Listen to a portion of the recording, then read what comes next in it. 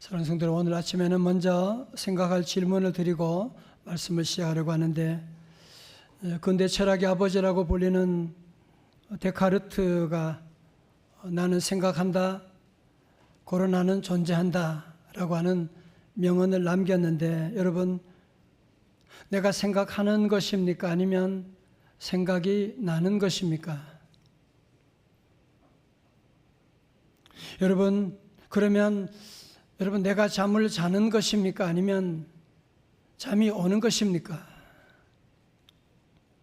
요즘 불면증으로 고생하는 분들이 많다고 하는데, 정말 잠을 자려고 하려도 잠이 안 오는 경우가 우리 안에 얼마나 많이 있습니까? 여러분, 그러니까 내가 잠을 자는 것이 아니라 잠이 오는 것입니다. 내가 생각을 하는 것이 아니라 생각이 난다라고 하는 표현이 더 정확한 표현이 아니겠습니까? 그러면 믿음은 내가 믿는 것입니까? 아니면 믿어지는 것입니까? 에베소 2장 8절의 말씀 다 같이요. 시작. 너희는 그 은혜에 의하여 믿음으로 말미암아 구원을 받았으니 이것은 너희에게서 난 것이 아니요 하나님의 선물이라. 아멘. 여러분, 내가 믿고 싶다고 믿어지는 거 아니잖아요. 그죠? 여러분, 특별히 예수님이 십자가 돌아가셔서 나를 구원하셨다. 그게 논리적으로 말이 됩니까? 그게? 그러나 내가 예수님이 나 위해 십자가 돌아오셨다고 하는 것을 믿을 때 눈물이 나고, 그 예수님을 믿고 의지하면 내 안에 새로운 힘이 솟아나게 되고, 그 예수님 이름으로 기도하게 되면 30년 40년 술 담배도 한순간에 끊어지게 되고, 이런 놀라운 간증이 있는데 말이죠. 여러분, 우리가 부모님을 선택한 것도 아니고, 그치?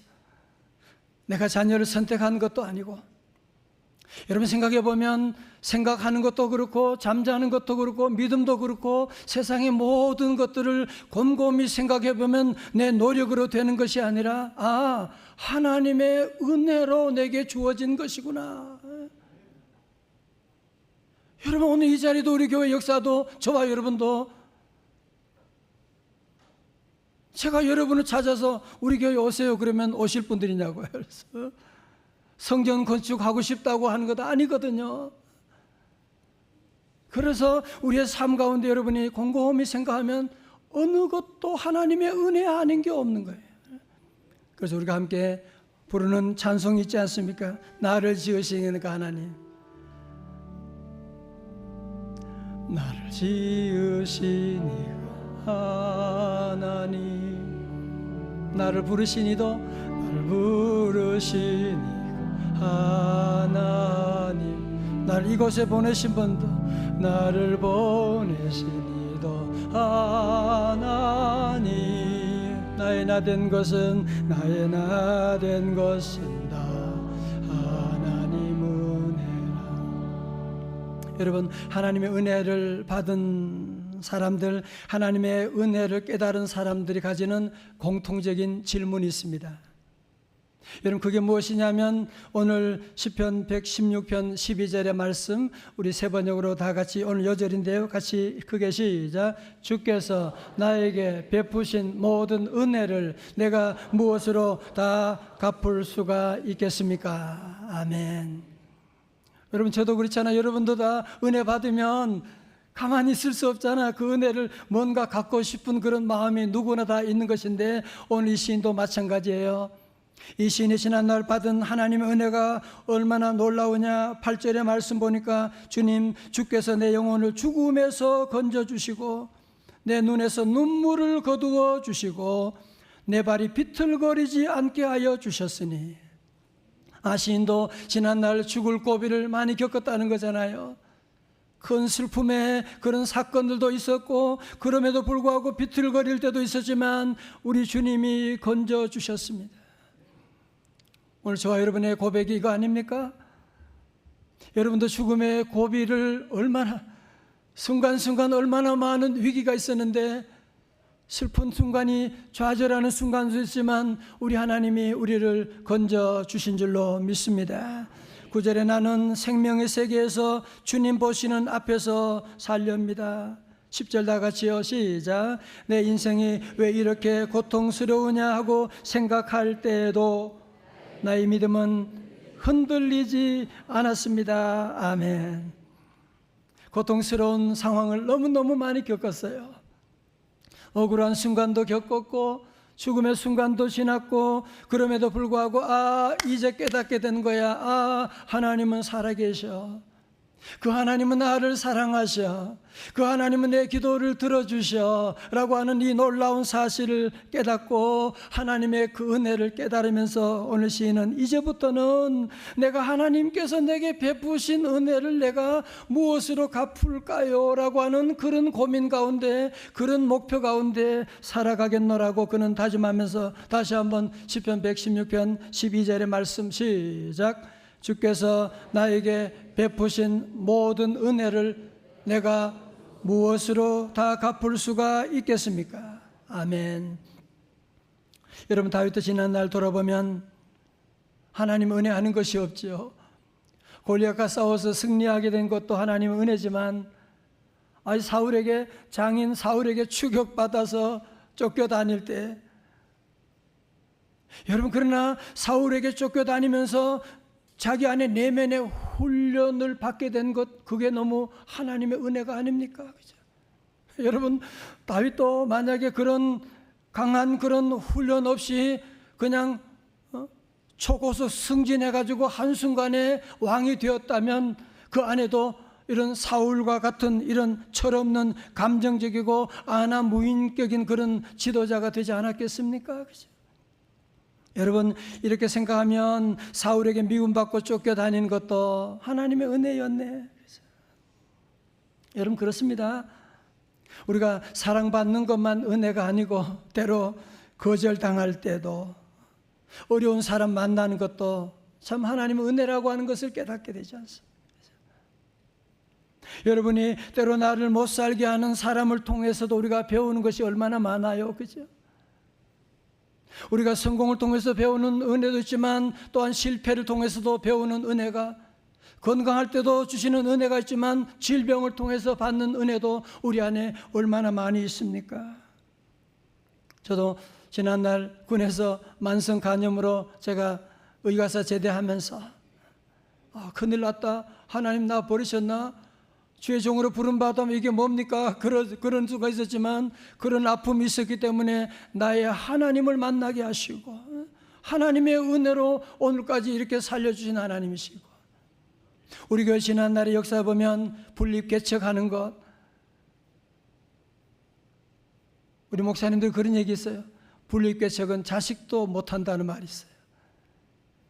여러분, 그런 어려운 가운데도 분립개척하게 되고 성도들이 함께 따라와서 함께 예배드리게 되고, 성전 건축과 그리고 코로나와 수많은 고비고비, 돌아보면 하나님의 은혜 아닌 것이 없죠. 하나님의 은혜로 우리를 이곳까지 인도해 주셔서 고비고비마다 인도하신 하나님의 은혜가 너무나 커서 부르는 찬송이 늘 울어도 그 눈물로 못 갚을 줄 알아. 몸 밖에 드릴 것 없어 이 몸 바칩니다. 우리가 주님의 은혜 감사하며 10년, 20년 운다고 해도, 여러분이 교회 청소를 10년, 20년 한다고 해도 그 은혜를 갚을 수 있는 것이 아니잖아요. 여러분, 그런데 문제는 왜 우리는 자꾸 하나님의 은혜를 자꾸 잊어버릴까 말이죠. 우리가 하나님의 놀라운 은혜를, 선물을, 오늘도 여러분이 살아있다, 걸을 수 있다, 여러분 지금 내가 말할 수 있다, 이런 교회 자유롭게 예배드린다, 놀라운 은혜를 받으면서도 왜 우리가 은혜를 자꾸 잊어버리느냐. 하나님의 그 은혜가 날마다 계속되니까 우리는 그 은혜를 어떻게 생각해요? 당연하게 생각하는 거예요. 뭐 당연한, 내가 교회 가는 거 뭐 내가 건강하고 내가 뭐 밥 먹는 거 당연하지. 여러분, 은혜 반대가 당연하게 생각하는, 당연한 것이 아니라 하나님의 은혜입니다. 우리 성도도 이제는 여러분이 모든 작은 일도, 작은 사랑도, 우리 찬양대 앙상블을 함께 찬양하는 일찍이나 당연한 것, 교사들, 헌신하는 우리 모든 분들 당연한 것이 아니죠. 그래서 우리가 부르지 않을 수 없는 찬송이 또 하나 있죠. 손경미 목사님의 은혜 찬송을 함께 찬양하시겠습니다.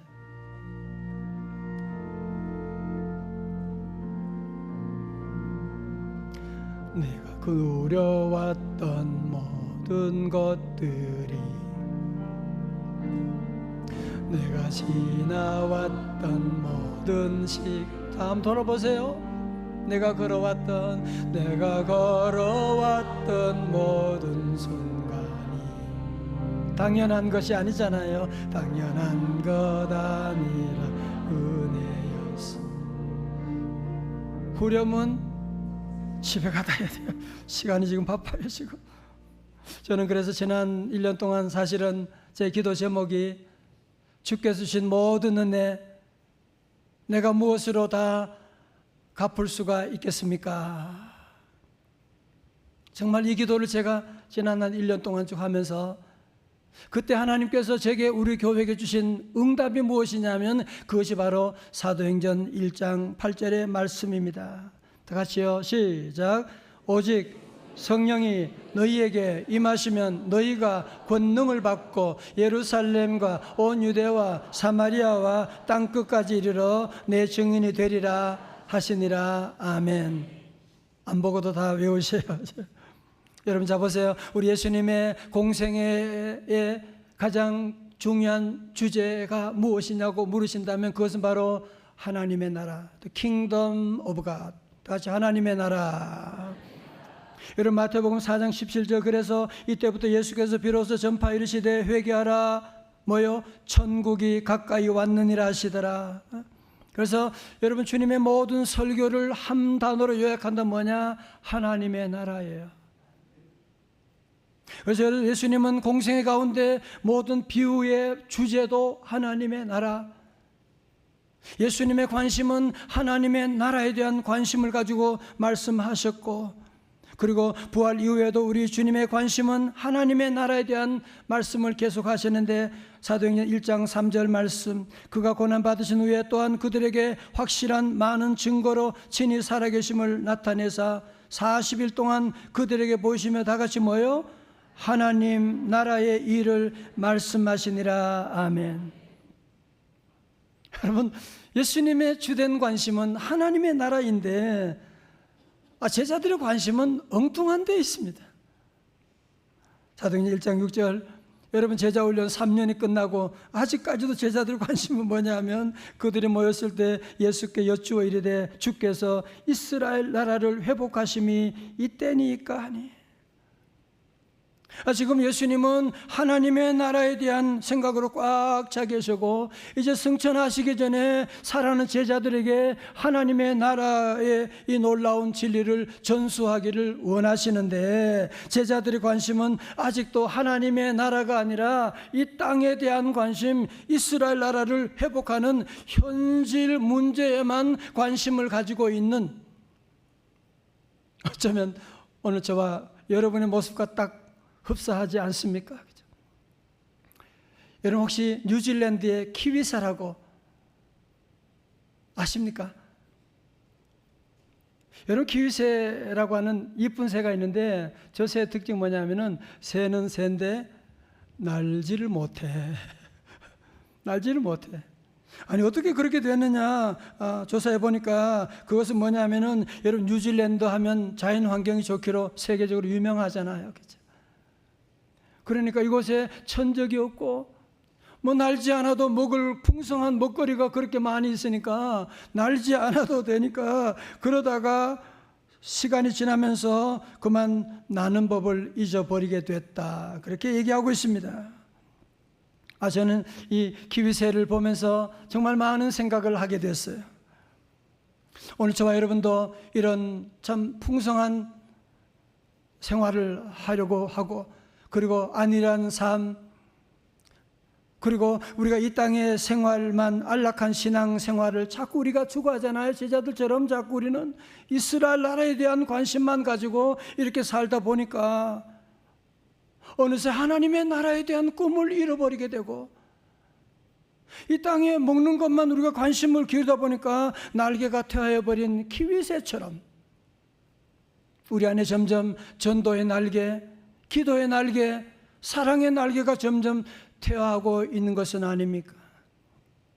여러분, 그래서 이런 제자들 향해서 주님 주시는 대안이 무엇이냐면 사도행전 1장 7절의 말씀, 다 같이요, 시작. 이르시되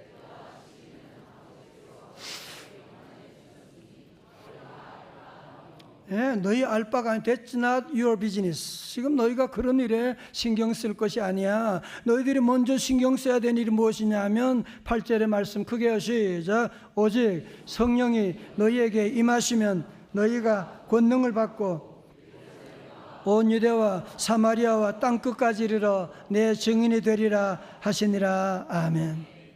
여러분, 사실 제자들 입장에서 본다면 이해할 수 없는 것은 아니에요, 사실. 왜냐하면 지금 저들이 살고 있는 현실이 로마의 압제 가운데 지금 자기 백성들이 지금 죽어가고 있는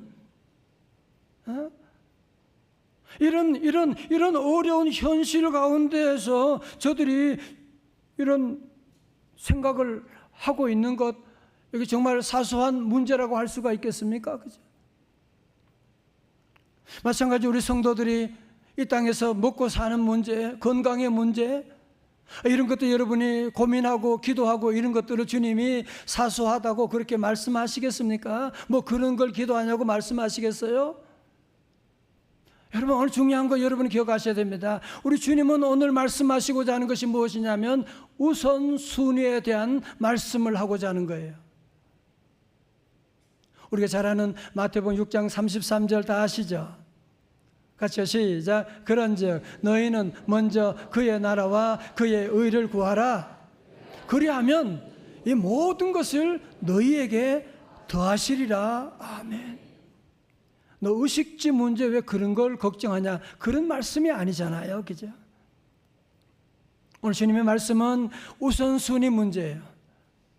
너희가 먼저 하나님의 나라와 하나님의 의를 구하게 되면 너희가 구하지 않는 다른 모든 먹을 것, 입을 것까지도 주님이 다 더해 주실 것이라고 하는 말씀이고, 영국의 캠브리지 대학의 C.S. 루이스 교수는 그런 말했습니다. 하늘을 겨냥하라, 그러면 땅을 덤으로 얻게 될 것이다. 땅을 겨냥하라, 그러면 아무것도 얻지 못할 것이다. 사랑하는 성도 여러분, 우리도 지난날 키위새처럼 자꾸 현실에 맛있는 거 먹고 안락한 생활, 편안하게 믿음 생활하는 것, 자꾸 그런 생각을 여러분이 가지면요, 그러면 키위새가 되는 거예요. 그러면 유럽의 교회처럼 교회 문이 닫히게 되는 그런 날이 오게 되고, 세상의 온통 악들이 동성애 별의별 이단들이 판치는 그런 세상이 이제 오고 있는 것이거든요. 다시 한번 우리 모두가 우리의 모습을 반성하고 다시 한번 우리의 시선을, 우선순위를 먼저 하나님의 나라, 다 같이 하나님의 나라, 하나님 나라에 여러분 우선을 두고 다시 한번 사도행전 1장 8절의 말씀으로 우리의 방향을, 우리의 관심을 돌리는 저와 여러분 다 되시기를 주님의 이름으로 축원합니다. 자, 그럼 여러분 보세요. 사도행전 1장 8절 우리 교인들 가운데 못 외우는 분이 거의 없으세요. 사도행전 1장 8절에 은혜 받는 분이 참 많으세요. 그런데 사도행전 1장 8절을 외우다 보면 뭔가 거리감이 느껴져. 오직 성령이 너희에게 임하시면 권능 받고, 여기까지는 좋은데 예루살렘과 유대와, 그러면 예루살렘으로 가야 되나? 그럼 이스라엘로 가야 땅끝까지, 그러면 땅끝이 어딘데, 그러면 땅끝까지 가야 되나? 그건 난 못 가는데. 그러면서 이 말씀 외우다가 그만 그냥 시들시들해버리는 일이 우리에게 너무나 많이 있어 왔습니다. 제가 그래서 오늘 우리 선교로 20년에 대한 말씀을 함께 나누면서 여러분들 오늘 지도를 보시면서 확실하게 오늘 이 말씀을 좀 정리할 수 있기를 바라겠어요.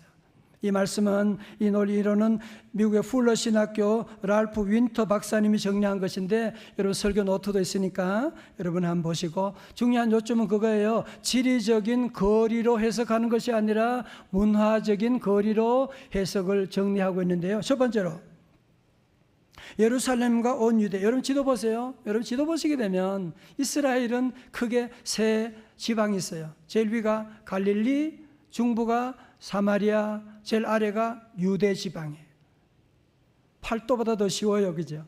근데 유대 지방에 유대 거기 있는 예루살렘은 도시 이름이에요. 경기도 일산과 같은, 경기도가 유대면 예루살렘은 일산과 같은 지명을 말하는 거예요. 자, 첫 번째로 예루살렘과 온 유대는 뭐냐? 자기의 언어가 같고 문화적 정서가 같은 사람들에게 복음을 전하는. 그러니까 예루살렘과 유대는 바로 가까운 곳이니까요. 여러분 그래서 이런 복음 증거를 미션 1이라고 말하고 동질 문화권 선교라고 말합니다. 다 같이 동질 문화권 선교. 자, 여러분 예를 들면 그런 거예요. 우리 드림 전도팀이 목요일마다 새벽에도 오후에도 전도하는데 이게 바로 뭐냐면은 예루살렘과 유다를 선교하는 미션 1 동질 문화권 선교에 해당되는 겁니다. 자, 두 번째로 사마리아는 무엇이냐면 여러분 사마리아는 아까 지도해 본 것처럼 결국 이스라엘 안에 있잖아, 그죠? 안에 있지만 사마리아는 이방인들과 혼혈족이고 다른 종교를 믿는 사람. 자, 그러니까 여러분 사실은 사마리아는 처음 복음 받는 유대인들과는 혈통적으로나 외형적으로는 비슷해요. 그렇지만 그러나 민족적으로 문화적인 면에서는 이질적인 요소를 내포하고 있거든요. 그래서 이런 비슷한 문화권 사람들에게 복음 전하는 것을 미션 2라고 말하고 유사 문화권 선교라고 말합니다. 시작. 유사권 선교, 유사 문화권 선교라고 말해요. 자, 예를 들면 쉽죠. 우리 교회 성도들이 지난 20년 동안 저는 너무너무 감사해요. 저는 몇 번 가는데 너무 힘들었는데 우리 성도 지난 20년 동안 끊임없이 서울에 노숙인들 선교하는, 밤중에 가서 선교하면 낮에는 일도 못해요. 그런 순간이지만 우리 성도들 그것이 바로 무엇이냐면 미션 2 유사 문화권 선교를 지금까지 해오고 있는 것입니다. 자, 세 번째로 땅끝까지라고 할 때 이 땅끝은 자꾸 여러분은 땅끝이 어디지? 스페인인가? 여러분 그렇게 생각하지 말고 이 땅끝은 문화적 정서도 완전히 다르고 이질적인 문화권 사람에게 복음 전하는. 그러니까 미션 3는 뭐냐면은 타문화권 선교요. 시작. 타문화권 선교. 예를 들면 그런 거죠. 우리가 요즘 커피 선교 기금을 모아서 우리 동두천에 있는 아프리카 난민들 선교, 그리고 이번에 우리 청년부가 필리핀에 단기 선교 가는 거, 이게 다 뭐냐면은 미션 3 타문화권 선교에 해당되는 거예요. 여러분 다 이제 앞으로 우리가 선교 20년 나갈 거니까 여러분 다 기억하시고 아마 정리가 된 것 같아요. 그래서 여러분 첫 번째로 미션 1은 뭐예요? 동질 문화권, 그죠? 예루살렘과 유다. 두 번째로 미션 2는 뭐예요? 유사 문화권 선교예요, 그죠? 사마리아 같은 나라에 사니까요. 세 번째로 미션 3는 뭐예요? 타문화권 선교. 우리가 보통 말하는 해외 문화권. 여러분 총기가 대단하십니다. 작년 8월에 경기도 안산시 단원구의 한 거리에서 비 오는 날 파지를 실은 손수레를 끌고 가던 80대 노인에게 자그마한 분홍색 우산을 쓴 A씨가 다가와서 비를 맞으면서 자신 우산을 함께 쓴 채 1km 거리를 함께 걸었다고 합니다. 혹시 이 사진 보셨나요? 매스컴에서 우산 천사라고 하는 별명을 붙여서 이 여인은 노인에게 그것만이 아니고 잠깐 기다리라고 해서 현금까지 뽑아 건넨 사실도 추가로 알려졌습니다. 저는 목사니까 이런 뉴스 볼 때 일반 뉴스는 이런 더 이상 내용이 안 나오지만 이분이 크리스천이 아닐까, 크리스천일 거야 그런 관심을 가지고 제가 자료를 살펴보았더니만 역시 크리스천이에요. 학교 선생님이신데 그분이 그래요. 저는 기독교 신앙인으로서 당연히 해야 될 것을 했다고 전해달라며 인터뷰를 거절했다고 하는 거예요. 그러니까 뭐예요? 이분이 미션 2 무슨 선교? 유사 문화권 선교를 했던 것이지요. 오래전에 우리 교회 치유상담대학원에 정택이 목사님이 몇 번 오신 적이 있는데 그분이 한 얘기 가운데 기억나는 한 가지 얘기했어요. 한 번은 신학교 졸업하고 한센병 환자들이 모여있는 사는 소록도에 갔어요. 젊을 때 자기가 방황하고 뭐 그러면서 정말 하나님 만나고 싶어서 소록도에 가서 예배를 드리는데 어떤 분이 뒤에서 울면서 하나님 은혜가 이렇게 놀라운디 어떻게 그 은혜를 다 갚는디요? 하나님 그 은혜 어떻게 갚는디요? 계속 울면서 기도하니까 이분이 저분은 하나님의 은혜를 복을 얼마나 많이 받아서 저렇게 은혜가 큰디 어떻게 갚는디요? 울고 그러실까? 그래서 살며시 눈을 뜨고 뒤를 돌아봤는데 그 사람은 사람 형상이 아니었습니다. 머리카락도 없고 눈썹도 없고 귀도 없고 코도 없고 구멍만 2개만 있고 박수를 치는데 손바닥이 없이 몽땅이 같은 팔목으로 치고 있는 그 모습을 보면서 전사님이 하나님의 은혜가 어떤 것인구나 하는 그것을 그가 깨닫게 되고 그 자리에서 몇 시간 통곡하며 하나님께 기도했노라고 하는 그런 이야기가 있습니다.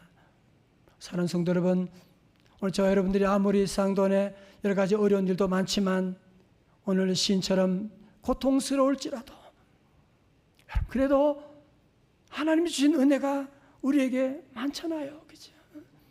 이제 더 이상 배은 망덕한 그런 사람들처럼 키위새처럼 이제 우리가 살지 말고 저와 여러분이 함께 기도하면서 내게 베푸신 그 모든 은혜 내가 무엇으로 다 갚을 수가 있겠습니까?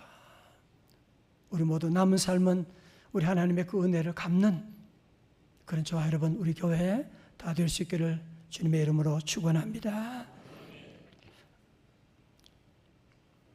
하나님 아버지 받은 은혜가 너무나 크고지만 당연하게 여기고 원망하고 키위새처럼 날지도 못하는 우리의 모습일 때가 너무 많았습니다. 용서하여 주시옵시고 남은 삶을 여호와께서 베푸신 그 놀라운 은혜 하나님께 늘 갚아드리는 우리 교회와 가정과 우리 민족 앞에 하나님 이제 선교적인 삶으로 새롭게 출발하는 우리 명성제일의 모든 가족들 다 되게 하여 주옵소서. 예수님 존귀하신 이름으로 기도드리옵나이다. 아멘.